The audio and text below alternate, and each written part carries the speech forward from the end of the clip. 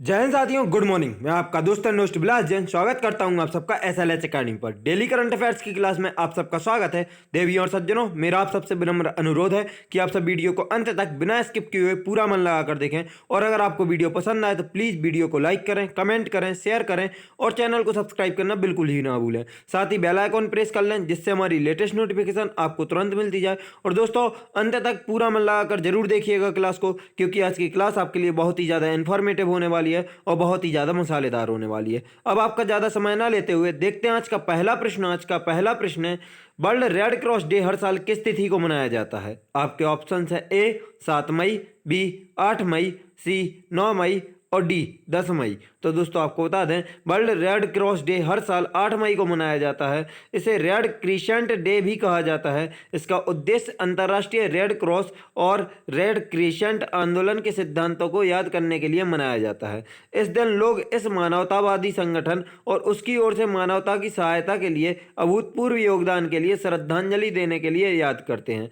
दोस्तों, अब आप यह सोच रहे होंगे कि 8 मई को ही क्यों मनाया जाता है, तो याद रखें कि 8 मई को इसके संस्थापक हेनरी ड्यूरेंट का जन्मदिन है। तो 8 मई को रेड क्रॉस के संस्थापक थे कौन? Henry Durant. आप बहुत अच्छे से याद रखें, क्वेश्चन पूछा जाता है कि रेड क्रॉस की स्थापना किसने की थी, तो हेनरी ड्यूरेंट ने की थी और उनका जन्मदिन है 8 मई को। तो 8 मई को हर साल वर्ल्ड रेड क्रॉस डे मनाया जाता है। दोस्तों, इसके साथ ही आप याद रखें कि यह दिवस international committee of the red cross के संस्थापक थे कौन? Henry Durant. और इस साल वर्ल्ड रेड क्रॉस डे की थीम बहुत अच्छे से नोट डाउन कर लें दोस्तों, हाईलाइट कर लें इस चीज़ को, क्योंकि यह पूछी जाएगी अपकमिंग एक ना एक एग्जाम में, तो गारंटी है। तो वर्ल्ड रेड क्रॉस डे की theme together we are unstoppable, यानी कि हम साथ में अजेय हैं। इसे 3 बार वर्ल्ड रेड क्रॉस को सोसाइटी को 3 बार 1917, 1944 और 1963 में नोबल शांति पुरस्कार मिला है। तो याद रखें दोस्तों, नोबल शांति पुरस्कार वर्ल्ड रेड क्रॉस सोसाइटी को कब कितनी बार मिला? 3 बार मिला। और कब कब मिला? 1917, 1944 और 1963 में international committee of the red cross को नोबल शांति पुरस्कार दिया गया। दोस्तों, आरसी के अध्यक्ष वर्तमान में पीटर मोरर तथा इसका मुख्यालय जेनेवा स्विट्जरलैंड में है तथा इसकी स्थापना सर हेनरी ड्यूरेंट ने 1863 में की थी। और याद रखें, 8 मई को इसका स्थापना दिवस क्यों नहीं है? 8 मई को सर हेनरी ड्यूरेंट का जन्मदिन है, जबकि वर्ल्ड रेड क्रॉस डे मनाया जाता है 8 मई को। देखते हैं आज का अगला प्रश्न। आज का अगला प्रश्न है, इस बार 2021 में मदर्स डे किस तिथि को मनाया जाएगा? आपके ऑप्शन है ए 7 मई, बी 8 मई, सी 9 मई और डी 10 मई। तो दोस्तों याद रखें कि इस बार 2021 में मदर्स डे आज ही मतलब 9 मई को मनाया जाएगा। दोस्तों, हर साल मई महीने के दूसरे रविवार को मदर्स डे मनाया जाता है। तो दोस्तों, इसे तारीख से याद नहीं रखना, आप याद रखना कि सेकेंड संडे ऑफ मई को हर साल मदर्स डे मनाया जाता है। तो दोस्तों, माँ ईश्वर द्वारा बनाई गई ऐसी कृति है जो मरते दम तक निस्वार्थ भाव से बच्चे पर प्यार लौटाती है। माँ के बलिदान और निस्वार्थ प्रेम के प्रति आभार प्रकट करने के लिए मदर्स डे मनाया जाता है। मदर्स डे की शुरुआत 1908 में अमेरिका से हुई थी। बहुत अच्छे से दोस्तों सन भी याद रखें और स्थान भी। कहाँ से शुरुआत हुई? अमेरिका से। और कब हुई? 1908 में। अमेरिका के वर्जीनिया में रहने वाली एना ने अपनी माँ के प्रेम और समर्पण को देखते हुए इस दिन की शुरुआत की थी। और हर साल कब मनाया जाता है? तो दूसरे रविवार को मई महीने के। और इस साल कब मनाया जा रहा है? तो 9 मई को मनाया जा रहा है मदर्स डे। देखते हैं आज का अगला प्रश्न। आज का अगला प्रश्न है, किस बैंक ने किसानों और व्यापारियों के लिए ऑनलाइन भुगतान का विस्तार करने की घोषणा की है? आपके ऑप्शन है A Canara bank, B Kotak Mahindra bank, C Punjab national bank और डी बैंक ऑफ इंडिया। तो दोस्तों याद रखें, कोटक महिंद्रा बैंक ने किसानों और व्यापारियों के लिए ऑनलाइन भुगतान का विस्तार करने की घोषणा की है। दोस्तों, कोटक महिंद्रा बैंक को कृषि उत्पादों के लिए Akhil Bharatiya electronic trading portal national agriculture market द्वारा डिजिटल भुगतान भागीदार के रूप में चुना गया है। KMBL मतलब कोटक महिंद्रा बैंक लिमिटेड किसानों, व्यापारियों और किसान उत्पादक संगठनों सहित ई नैम प्लेटफॉर्म पर सभी हितधारकों के लिए ऑनलाइन लेन देन को सक्षम और सुगम बनाएगा। दोस्तों, कोटक महिंद्रा बैंक की तरफ नजर डालें तो इसके वर्तमान में CEO उदय कोटक तथा कोटक महिंद्रा बैंक की स्थापना 2003 में हुई थी। कोटक महिंद्रा बैंक का मुख्यालय मुंबई महाराष्ट्र में है तथा इसकी tagline let's make money simple है। बहुत अच्छे से दोस्तों चारों चीजें याद रखना। और यह भी याद रखना कि हाल ही में कोटक महिंद्रा बैंक ने व्यापारियों के लिए किसानों और व्यापारियों के लिए ऑनलाइन भुगतान के विस्तार करने की घोषणा की है। तो यह यहाँ से पॉइंट है और इसके चारों पॉइंट सीईओ, स्थापना, मुख्यालय और टैगलाइन याद रखना है। एग्जाम पॉइंट ऑफ व्यू से बहुत महत्वपूर्ण है। देखते हैं आज का अगला प्रश्न। आज का अगला प्रश्न है, विश्व प्रवासी पक्षी दिवस किस तिथि को मनाया जाता है? आपके ऑप्शन है ए 7 मई, बी 8 मई, सी 9 मई और डी 10 मई। तो दोस्तों याद रखें, हर साल विश्व प्रवासी पक्षी दिवस 8 मई को मनाया जाता है। दोस्तों इस दिन को मनाए जाने का उद्देश्य प्रवासी पक्षियों के बारे में जागरूकता बढ़ाना और उनके संरक्षण के लिए जरूरी अंतर्राष्ट्रीय सहयोग के महत्व के बारे में देशों को जागरूक करना है। दोस्तों आगे की डिटेल बहुत ध्यान से सुनना, क्योंकि यहाँ से आपके क्वेश्चंस बहुत ज़्यादा बनेंगे। तो सबसे पहले इस बार के विश्व प्रवासी पक्षी दिवस 2021 का विषय मतलब थीम सिंग फ्लाई सोर लाइक अ बर्ड। बहुत अच्छे से याद रखना है दोस्तों कि थीम क्या है, सिंग फ्लाई सोर लाइक अ बर्ड है। इस दिन का आयोजन 2 संयुक्त राष्ट्र संधियों प्रवासी प्रजाति convention on migrate species CMS और अफ्रीकी Eurasian migratory water bird agreement और कोलोराडो आधारित गैर लाभकारी संगठन एनवायरमेंट फॉर अमेरिका के द्वारा मिलकर साझेदारी में किया जाता है। दोस्तों यह लाइन और यह पैराग्राफ जो यहाँ से स्टार्ट हो रहा है, इस दिन का आयोजन 2 संयुक्त राष्ट्र संधियों प्रवासी प्रजाति और अफ्रीकी Eurasian migratory water bird agreement और कोलोराडो आधारित गैर लाभकारी संगठन एनवायरमेंट फॉर अमेरिका के द्वारा मिलकर साझेदारी में किया जाता है। बहुत अच्छे से याद रखना दोस्तों इस लाइन को, क्योंकि यह आपके लिए बहुत महत्वपूर्ण है। देखते हैं आज का अगला प्रश्न। आज का अगला प्रश्न है, वर्ल्ड थैलेसेमिया डे हर साल किस तिथि को मनाया जाता है?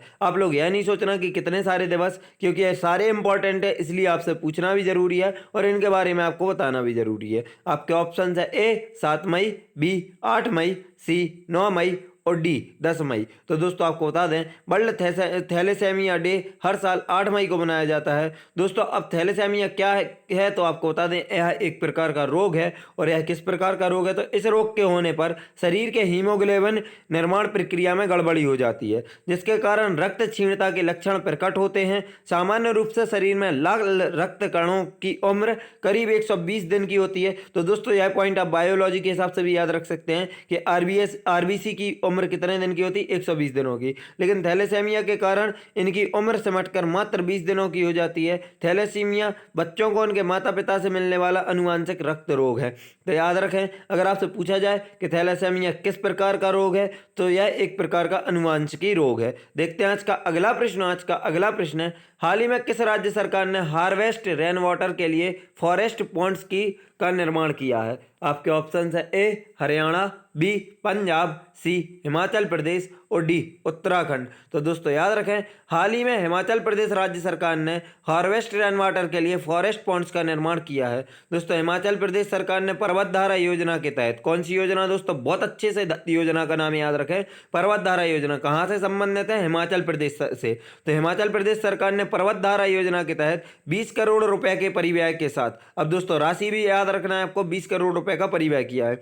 20 करोड़ रुपए के परिव्यय के साथ जल स्रोतों का कायाकल्प करने और वन विभाग के माध्यम से इक्वेफरों को रिचार्ज करने की पहल की शुरुआत की है। दोस्तों अब आपको 10 जिलों के नाम बताए जा रहे हैं, तो आप वो भी ध्यान से सुने। अभी बिलासपुर, हमीरपुर, जोगिंद्रनगर, नाचन, पार्वती, नूरपुर, राजगढ़, नालागढ़, ठियोगा और डलहौजी में 10 वन प्रभागों में काम शुरू किया गया है। कौन से 10 वन प्रभागों में? आप फिर से नाम सुन लें, बिलासपुर, हमीरपुर, जोगिंद्रनगर, नाचन, पार्वती, नूरपुर, राजगढ़, नालागढ़, ठियोगा और डलहौजी में। दोस्तों कितने की परियोजना है? यह परिव्यय क्या है? तो 20 करोड़। और योजना कौन सी है? तो पर्वत धारा योजना। बहुत अच्छे से याद रखें। अब नजर डालेंगे दोस्तों हिमाचल प्रदेश की तरफ। तो जैसे हम देख सकते हैं हिमाचल प्रदेश को, यह अपनी सीमाएं देखें अगर उत्तर भारत में स्थित राज्य की, तो जम्मू कश्मीर, अंतर्राष्ट्रीय सीमा चीन के तिब्बती क्षेत्र से, उत्तराखंड, उत्तर प्रदेश, हरियाणा और पंजाब से इसकी सीमाएं लगती हैं। अब नजर डालेंगे इसकी डिटेल्स पर। तो दोस्तों इसकी 2 राजधानी है, शिमला और धर्मशाला। धर्मशाला इसकी शीतकालीन राजधानी है। इसकी स्थापना हिमाचल प्रदेश की 25 जनवरी 1971 को हुई थी। इसके वर्तमान में राज्यपाल बंडारू दत्तात्रेय तथा मुख्यमंत्री जयराम ठाकुर हैं। दोस्तों पड़ोसी राज्य आपको बताया जैसे जम्मू कश्मीर, पंजाब, हरियाणा, उत्तराखंड, उत्तर प्रदेश, साथ ही अंतर्राष्ट्रीय सीमा चीन से भी साझा करता है। दोस्तों यहाँ पर बहने वाली हिमाचल प्रदेश की प्रमुख नदियां देखें तो रावी, ब्यास, चेनाब, सतलुज, यहाँ की सिंधु नदी तंत्र की प्रमुख 4 नदियां हिमाचल प्रदेश से बहती हैं। दोस्तों झेलम और सिंधु को छोड़कर प्रमुख 4 नदियां 6 में से हिमाचल प्रदेश से बहती हैं। दोस्तों वन एवं राष्ट्रीय उद्यान देखें आगे तो पिन घाटी राष्ट्रीय उद्यान, ग्रेट हिमालयन राष्ट्रीय उद्यान, रेणुका वन्यजीव अभ्यारण्य, चैल वन्यजीव अभ्यारण्य, कालाटोप खजियार वन्यजीव अभ्यारण्य यहाँ के प्रमुख वन एवं राष्ट्रीय उद्यान है। बहुत अच्छे से याद रखें दोस्तों। साथ ही अगर आपको बांध बताएं तो यहाँ पर भाखड़ा बांध सतलज नदी पर हिमाचल प्रदेश में स्थित है, और दूसरा बांध है महाराणा प्रताप सागर बांध, जिसे पोंग जलाशय या पोंग नैम झील के नाम से भी जाना जाता है। तो दोस्तों याद रखें, आपसे अगर पोंग जलाशय या महाराणा प्रताप सागर पूछा जाए या पोंग नैम झील के नाम से पूछा जाए तो यह तीनों एक ही हैं। इसकी स्थापना 1975 में कांगड़ा जिले के शिवालिक पहाड़ियों के वेटलैंड क्षेत्र में ब्यास नदी पर बनाया गया था। अब दोस्तों इस लाइन से अगर पॉइंट तोड़ेंगे तो आप सबसे पहले याद रखेंगे महाराणा प्रताप सागर किस नदी पर बना है, तो ब्यास नदी पर। कब बनाया गया? 1975 में। किस राज्य में? तो हिमाचल प्रदेश में। और हिमाचल प्रदेश के किस जिले में? तो कांगड़ा जिले के शिवालिक पहाड़ियों के वेटलैंड क्षेत्र में, मतलब कांगड़ा जिले में। अब नजर डालें दोस्तों हिमाचल प्रदेश से जुड़े अन्य तथ्यों पर, तो यहाँ के रोचक तथ्य देखें कि नई शिक्षा नीति लागू करने वाला पहला राज्य कौन बना? हिमाचल प्रदेश बना। बहुत अच्छे से याद रखें, भारत के पॉइंट हैं, भारत के दृष्टिकोण से। तो भारत में नई शिक्षा नीति लागू करने वाला राज्य हिमाचल प्रदेश बना, पहला राज्य। हिमाचल प्रदेश देश का पहला डिजिटल विधानमंडल है। देखते जाना दोस्तों कहाँ कहाँ विधानमंडल है। हिमाचल प्रदेश ई विधानसभा के बाद ई कैबिनेट प्रणाली लागू करने वाला देश का पहला राज्य बना है। साथ ही दोस्तों देखें, हिमाचल प्रदेश अखिल भारतीय स्तर पर एकल आपातकाल संख्या 112 लॉन्च करने वाला पहला राज्य है। बहुत अच्छे से याद रखें दोस्तों, हिमाचल प्रदेश अखिल भारतीय स्तर पर एकल आपातकालीन संख्या 112 लॉन्च करने वाला पहला राज्य है। विश्व का सबसे ऊंचा मतदान केंद्र तासीगंग हिमाचल प्रदेश में है। तो विश्व का है यह, विश्व के सबसे ऊंचा मतदान केंद्र, अच्छे से याद रखें। हिमाचल प्रदेश के शिमला जिले के प्रसिद्ध पर्यटन स्थल कुफरी में देश का पहला स्की पार्क बना है। दोस्तों यह बन चुका है, तो आप याद रखें। अगर आपसे पूछा जाए देश का पहला स्की पार्क कहाँ बना, तो हिमाचल प्रदेश के शिमला जिले के कुफरी में इसका पहला स्की पार्क बना है भारत का। दोस्तों पूर्व प्रधानमंत्री अटल बिहारी वाजपेयी की 95वीं जयंती के उपलक्ष्य में हिमाचल प्रदेश के रोहतांग दर्रे के नीचे बनाई जा रही सुरंग को अटल सुरंग नाम दिया।